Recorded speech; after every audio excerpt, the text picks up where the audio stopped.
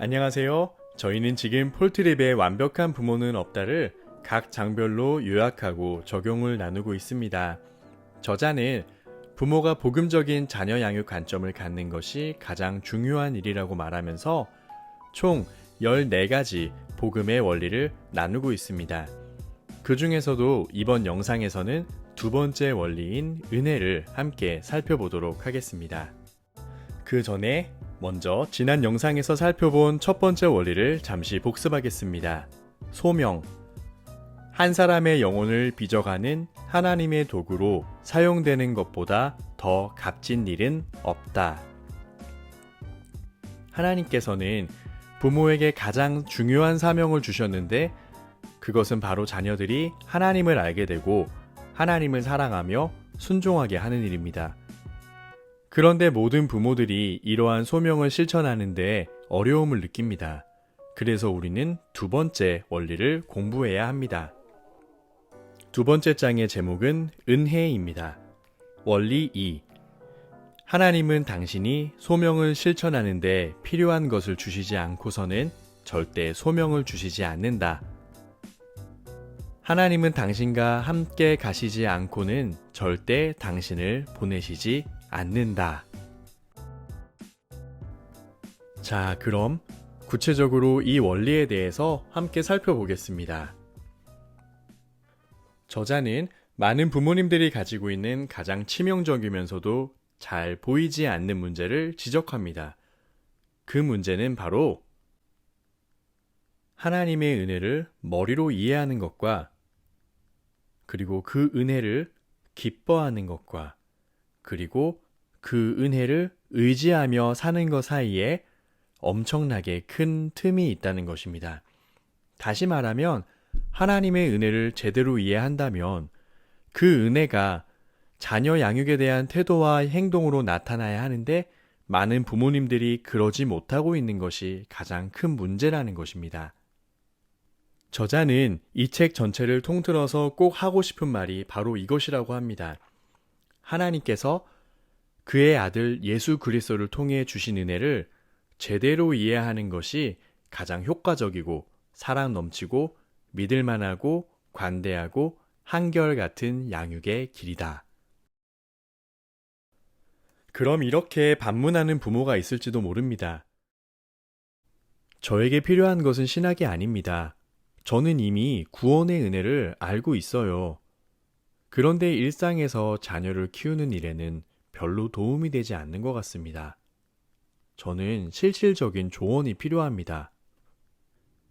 이런 의문이 드는 것은 너무나 당연합니다. 하지만 저자는 우리들에게 잠시 마음을 열고 함께 생각해 보자고 합니다. 많은 사람들이 예수님을 통해 주신 은혜라고 하면 과거의 은혜를 먼저 떠올립니다.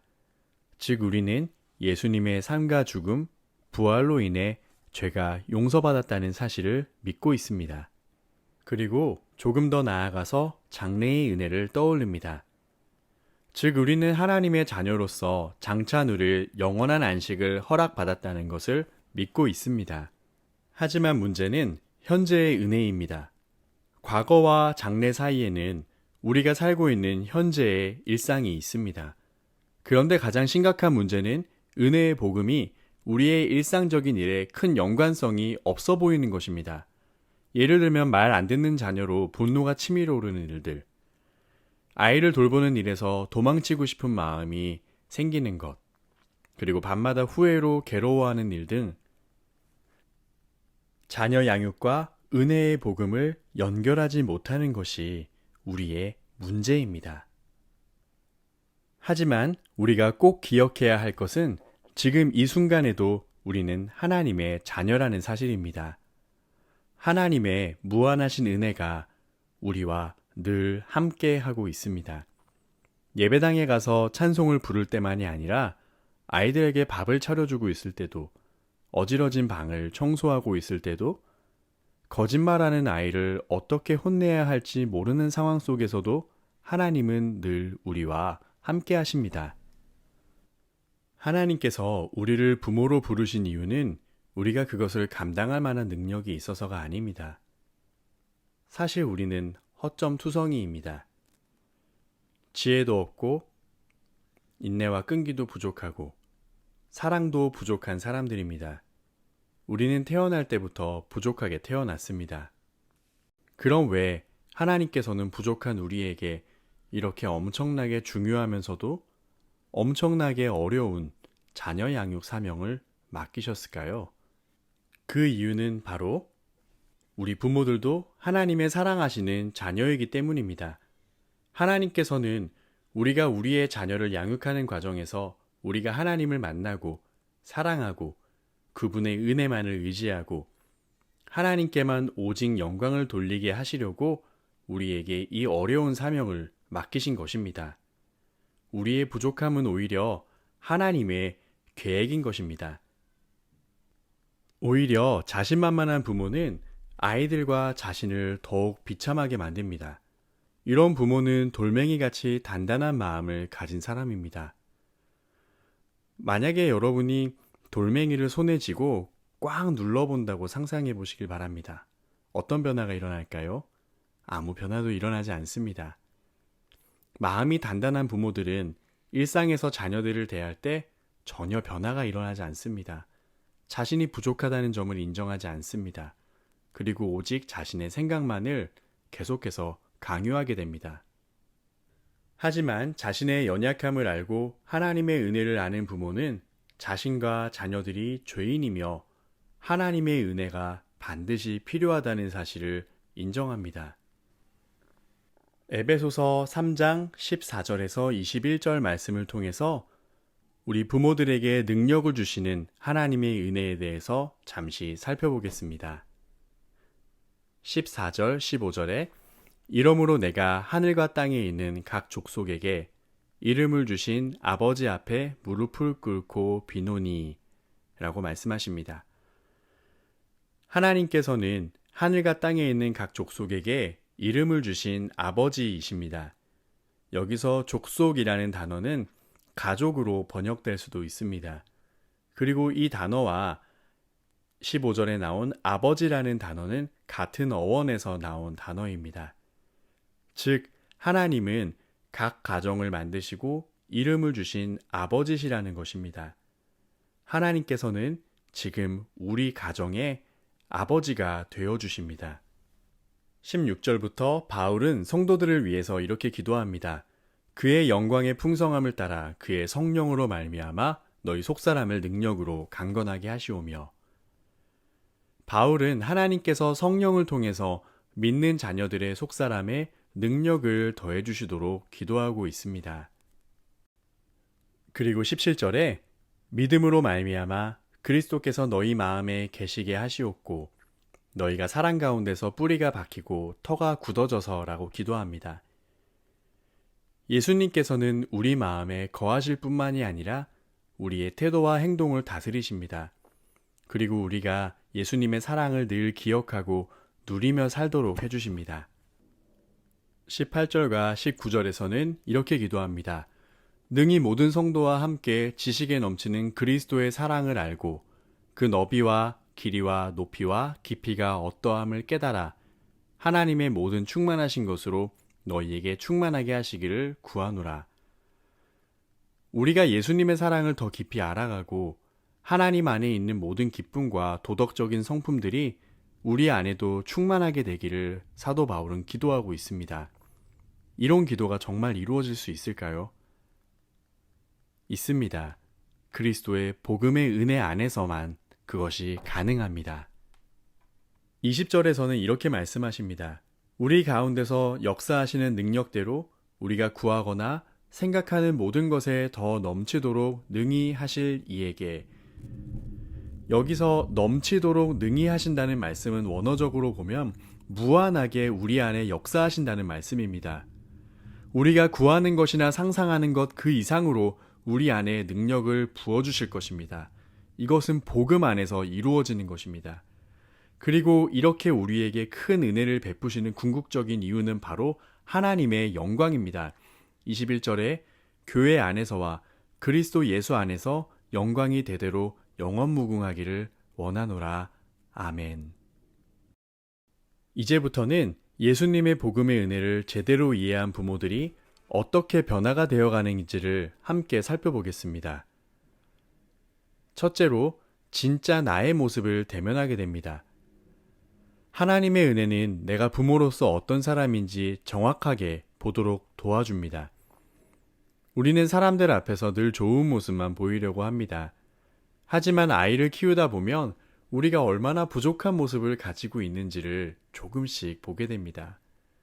하나님의 은혜는 우리가 그렇게 연약한 죄인이라는 사실을 솔직하게 그리고 겸손하게 고백하도록 합니다. 그리고 이렇게 고백하게 됩니다. 나는 내 아이들과 조금도 다르지 않다. 나와 내 아이들 모두 하나님의 은혜가 간절히 필요한 죄인이다. 이런 고백은 부모와 아이들 사이에 혁신적인 변화를 가져옵니다. 이런 부모는 자신의 약점을 아이들에게 시인하고 사과할 수 있습니다. 그런 자녀들은 앞으로 자신이 잘못했을 때 부모에게 솔직하게 털어놓아야겠다는 생각을 하게 됩니다. 결과적으로 이런 가정은 구원자이신 예수님의 사랑과 은혜를 더 많이 이야기하게 됩니다. 두 번째로, 하나님의 은혜는 우리 부모들을 성장시키고 변화시킵니다. 우리는 모두 부족합니다. 하지만 우리는 죽을 때까지 예수님을 닮아가는 성화의 과정을 살아갑니다. 우리가 꼭 기억해야 하는 것은 예수님을 닮아가는 과정 또한 하나님의 은혜로만 가능하다는 것입니다. 하나님께서는 자녀 양육이라는 사명을 통해서 부모를 변화시켜 가십니다. 우리 부모들도 하나님의 자녀입니다. 우리가 자녀를 양육하듯이 하나님 아버지께서 우리 부모를 양육하십니다. 우리가 아이들을 잘 키우려고 노력하는 것보다 더 큰 열심으로 하나님께서는 우리를 잘 키우려고 노력하십니다. 그래서 우리는 우리의 연약함 속에 주저앉아 있지 않아도 괜찮습니다. 세 번째로, 하나님의 은혜는 우리를 온유한 부모로 만듭니다. 은혜를 모르는 부모는 아이가 자신의 생각과 다르게 행동할 때 아이들을 강압적으로 바꾸려고만 합니다. 하지만 하나님의 은혜를 체험하고 의지하며 살아가는 부모는 자신도 죄인이라는 것을 알기 때문에 아이들을 온유하게 대하게 됩니다. 네 번째로, 하나님의 은혜는 부모를 후회에서 벗어나게 해줍니다. 아이를 키우다 보면 밤마다 후회가 몰려옵니다.